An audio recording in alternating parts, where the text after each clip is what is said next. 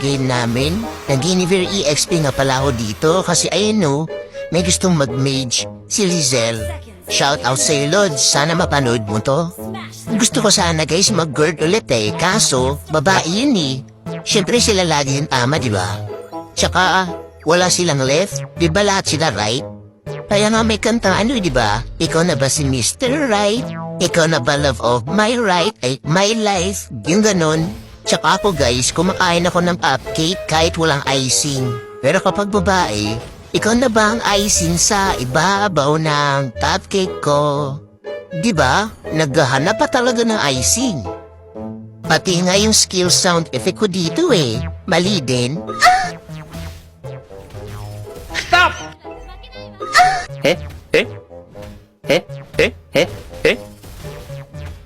Di ba?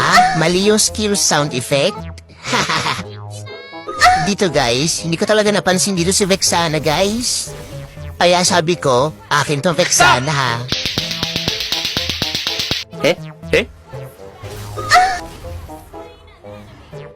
Papadala ko lang dito sa explain kaya dumiretso agad ako sa mid.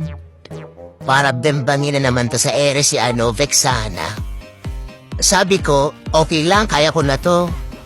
Kaya nilayuan na ako dito ni Jacob Stop! Al kaso, nag-KS naman to sa Hellcurd. Pero alam niyo guys, kung meron kayong maayos na tank and support sa team nyo na marunong magbasa ng move, pwede kayong gumawa ng bait move. Gaya neto. Stop! Pero joke lang yon. Nagkamali lang talaga ako ng talon doon. Pero as you can see guys, dahil doon naging aggressive sila. At naging maganda ang resulta ng set ng tank namin.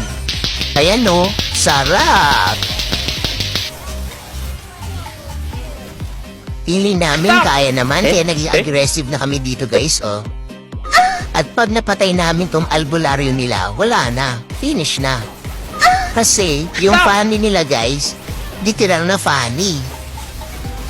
Wala namang atrasan to Aatras ka pa ba kung kaya naman na matapos yung laro, di ba? Nice game na lang sa inyo mga Lods. Palitan lang namin to ng bubong tong base nyo. Thank you!